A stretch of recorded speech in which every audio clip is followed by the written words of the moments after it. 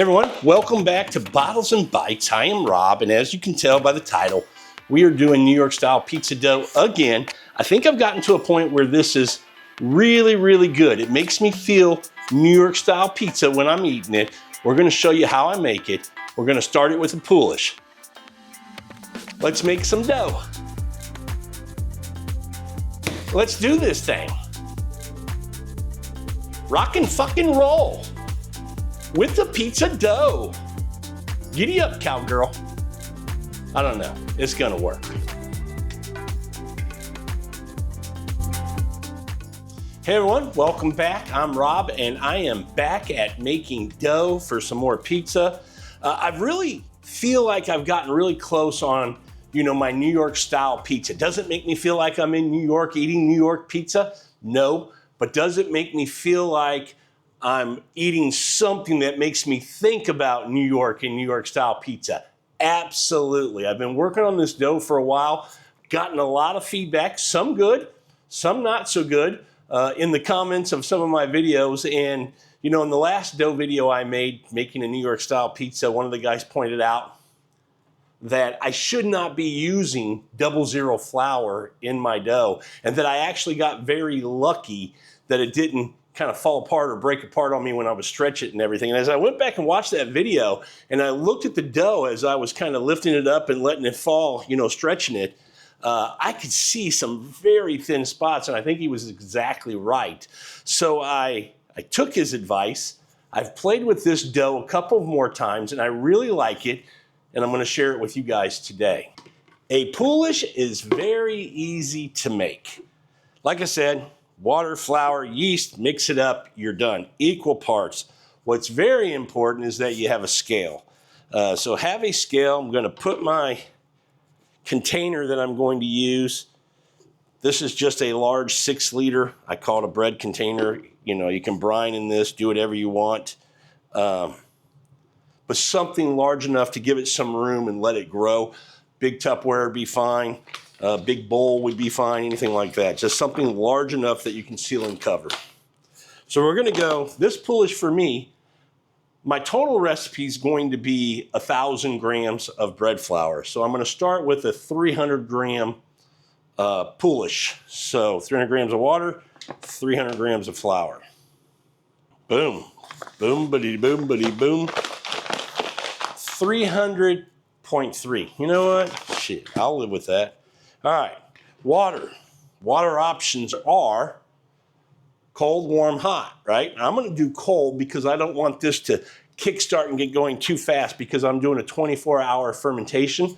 So I'm gonna let that process build. If you were gonna do, I don't know, an 8-hour Poolish or a 10-hour, 12-hour Poolish, you might go with warmer water, hotter water. That's gonna get that yeast activated and started working.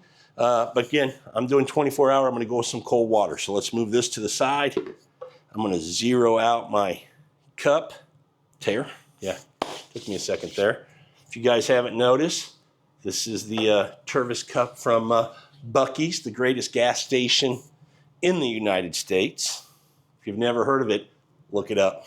All right, we've got 300.8 grams of water. I can live with that, so let's get ready to put this in. But we do need just that kiss of yeast. So let me get mine. All right, I'm using an Active Dry Yeast. This is what I can find at my my local grocery store. I wish in my area, I'm in Houston, you'd think maybe I need to look a little harder. I could find some live yeast. I'd like to try that. I've never made dough with that. On my list of things to try. I'm going to go with 2 grams of yeast. All right, we're going to get this off the scale. Turn that off. I'm just going to kind of get this yeast mixed in. You can use a spoon. You can use whatever you like to mix this up. I like a stiff, Michael Scott, spatula. No, I don't like that. I'm sorry, I shouldn't have said that. The ladies like a stiff spatula. Boy, that didn't come out right. All right, and then all we're going to do is just kind of pour this in all over. And this is very, very wet. There you go. And we're just going to mix this up so you don't see any dry flour. Everything is going to be covered in water and wet because it's a 1-to-1 ratio. We have no problem achieving that and achieving it very quickly. This is how easy a Poolish is, but the benefits that you get in your pizza, the flavor that you're going to enjoy, definitely worth doing a Poolish if you haven't been doing that in your dough making recipes. All right, as you can see, that is all wet all over, ha ha ha. And now we're just gonna kind of level this out a little bit in the container, push down the sides. All right, that's what your Poolish should look like. And it won't be hard for you to get that. There's really no skill or technique involved. It's just mix it up. All right, what we're gonna do is I'm gonna put the lid on. We're gonna leave this on the counter. You can cover it up. A lot of people will take a towel or something and cover it up just to kind of make it darker and cooler. Still spring, still a little cool. Got the house cool. Just gonna set it on the counter, maybe do a little time lapse and we'll see how this looks. But we'll be back tomorrow and we'll see what the Poolish looks like. And we're gonna get into making the rest of the dough and the dough balls. We'll see you guys tomorrow. At first, it just looks like a lump of wet flour. Nothing to see here, folks. But wait, cue that time-lapse magic. Look at it go. Tiny bubbles start popping up like it just remembered it's alive. Suddenly, this sleepy mix is rising and stretching like it hit the snooze button 3 times and finally got out of bed. You can practically hear it whisper, "I'm gonna be bread someday." By the end, it's jiggly, bubbly, and smells like something's fermenting. And that's a good thing, promise. Now, let's go make some dough. All right, welcome back to day 2 of the video. We're gonna make dough today. Poolish is done. I gotta tell you, looking great, smells fantastic. Michael Scott. This is gonna help our dough a whole bunch. Let me just quickly tell you, you see all kinds of ingredients out here. Not all kinds, a few. We just got some olive oil, some salt, some honey, and I'm gonna put the salt in here, along with some more flour to complete our dough and some more water to complete the hydration level. So this dough, here's the recipe. It's gonna be 1,000 grams of bread flour. It's gonna be 65% hydration, so 650 grams of water. We're gonna do 30 grams of salt, 3%. I'm gonna eyeball about 15 grams to 20 grams of honey. I like honey. If you wanna use granulated sugar, you're welcome to. And then I'm gonna get about 15 grams, a good, tablespoon and a half squeeze of some olive oil in there as well. That's gonna help with a little color and a little crisping up. Same with the sugar. So let's get into this dough. All right, first thing we're gonna do is take this beautiful Poolish, and we're gonna take our mixing bowl. If you don't have a mixer, you're welcome to do it by hand. Good luck. I mean, you can. It's just a lot of work. Having a mixer is really nice. All right, once we get our Poolish in like that, we're gonna get this bad boy onto the mixer. Get our dough hook on. And by the way, if you've made it this far in the video, I gotta say that because I see all these YouTube videos where they say, if you've made it this far in the video, I always forget to ask, like and subscribe if you would. Really helps the channel. I really appreciate it. I always forget to ask because I'm just so excited. I'm in the kitchen cooking and making something. I'm remembering today. If you've made it this far, really appreciate it. Like and subscribe. Hit that notification bell. You'll get notified when I put out new videos. All right, Poolish in the, I actually don't need that on yet. Let's go ahead and get another 350 grams of water. 350, remember, we did the Poolish. We already put in 300 grams for that. So on 1,000 grams of flour total, 65% hydration, need another 350 grams to hit that total of 650 for 65%. So let's grab that. All right, I'm at 351.6. You know what? I can live with that. There'll be some condensation, some water left in this little container, so I'm good with that. All right, here's what we're gonna do. We're gonna turn our mixer on, and we're going to start putting in some of this water. Now it's already pretty hydrated, right? This is 100% hydrated with the Poolish, but what I like to do is get that Poolish kind of loosened up, broken up. So what we're doing is putting in more water so that as this mixes, it's going to dilute that Poolish and break it up a little bit more so that when we add some more flour. And you know, I got to tell you, I don't think I've ever found or read or learned any specific, you know, you have to add and do ingredients this way. So it's kind of trial and error. I'm going to show you guys what works well for me, what I like to kind of get me to that dough that I want at the end. I did grab a little infrared temperature gun. I do like to, I think it's very important. I have found better results when I manage the temperature of my dough. One of the reasons I do cold water, so as I'm mixing, I have more time to mix to get it to that consistency, that kind of finished product that I want without overheating the dough. Overheating the dough is going to get your yeast too active, more active than you want, and could end up being a problem. All right, this is starting to look pretty good. What I'm going to do is go ahead and get my 700 grams of flour ready to go, the additional 700. On the money. 700 on the money. All right.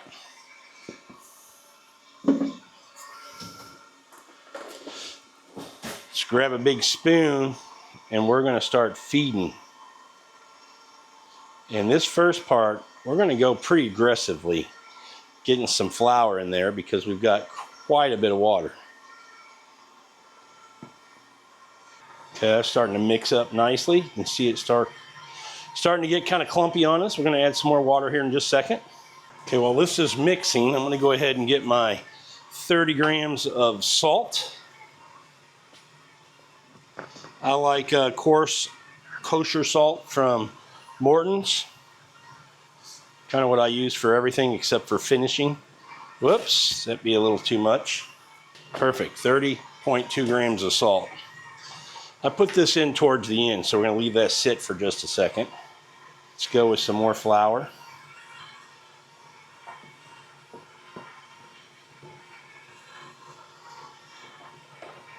All right, at this point, I'm going to give my olive oil, which is going to act as a little bit more hydration in here. Okay, what I'm going to do is turn this off.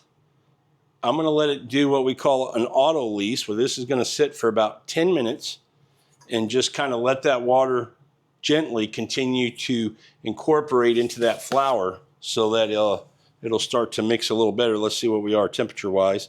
Yeah, we're only at 69 degrees, so we got a little ways to go. All right, so we're going to let this sit for about 10 minutes. We'll be right back. All right, it's been 10 minutes, a little over. We're going to give this another spin. Let's turn it back on. And this should come together a little bit quicker. As you can see, it's already starting to pull off the sides and start to pull together. So that auto lease technique, that's what it's called, really is a game changer. Gives you a little break, right? Go sit down, relax, have a drink, come back and get going.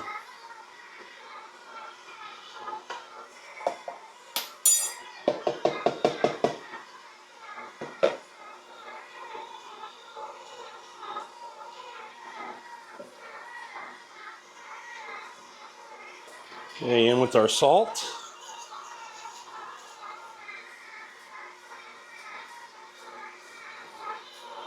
Yeah, 70 degrees. So where I want this to be, I want the temperature on this dough to be 74 to 79 degrees. And we're right at 70, so we still have some work to do. What I'm going to go ahead and do is turn this up a little bit and let this dough work. We're going to watch the temperature as we go. All right, we're at almost 76 degrees. All right, we're going to turn that off. Pull this out. Let's put it in a bowl. We're going to let it kind of proof for about an hour. Then we'll come back and make our dough balls. But let's get it out of here. All right, let's grab a dough scraper.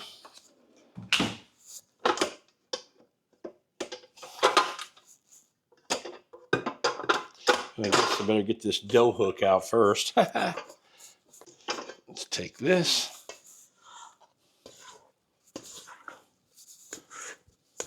Whoops. Just about forgot to put a little olive oil in here.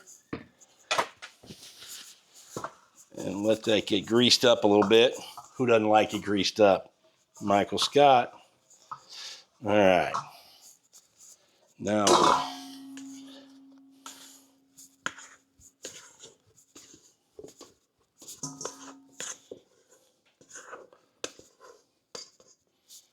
all right. Set that right there. All right, I'm just going to get a little oil on here and get this dough and kind of form it to a nice ball. Oh yeah, it's going to be a nice dough. And then we're just going to put that back in there. All right, so we're going to give this dough an hour, and then we'll come back and check it out, make our dough balls. We're going to let it sit right here on the counter. We'll be right back in an hour, get those dough balls formed up. Okay, we're back. It's been just a little over an hour. Let's take a look at our dough. All right. Oh yeah. Looking good. Almost doubled in size. I think it doubled in size. So we'll pull this out and get ready to make some dough balls. Okay, take the lid off. Got our dough. I don't think it's not too, well, it's a little sticky. Not too bad. I'm going to put a little olive oil down here on my surface, a little bit on my hand, and let's just get this dough out. Let's get the dough scraper. So I still want this dough to kind of firm up a little bit more. So what I'm going to do is do this little slapping technique and just kind of get our dough a little bit more finished or firm. That looks pretty good. All right, that's our dough ball, or our dough. We're going to make some dough balls. All right, what I'm hoping to get out of this, as I said in the beginning, 5 dough balls at 320 grams each. I've got some, matter of fact, let me get a brush. Got the brush. I've got some restaurant containers that I really like.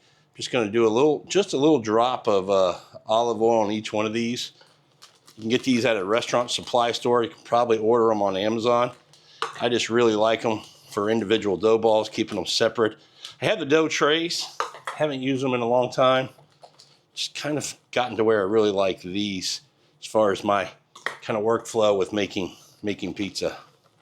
All right, that dough look how that pushes back. I mean, that dough is looking really good. So let's go ahead and start cutting it up.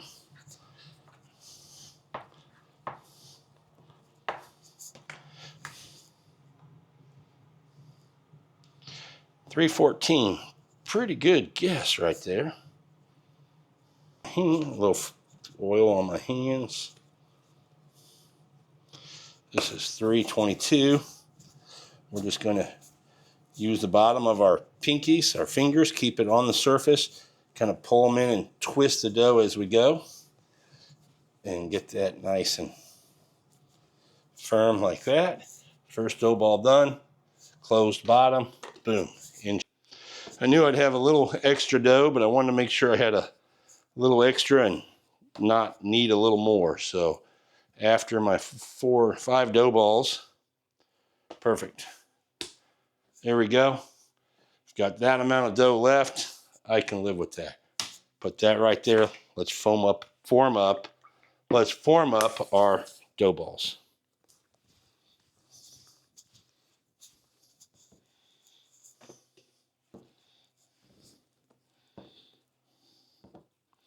Different techniques you can use to get that ball going. I was just doing the fold there, and then we're going to throw her down.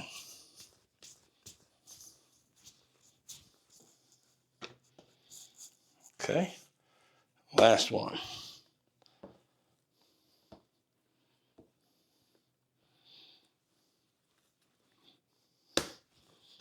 All right, 5 dough balls, around 320 grams each, maybe a gram or 2 more. None of them are a gram or 2 less.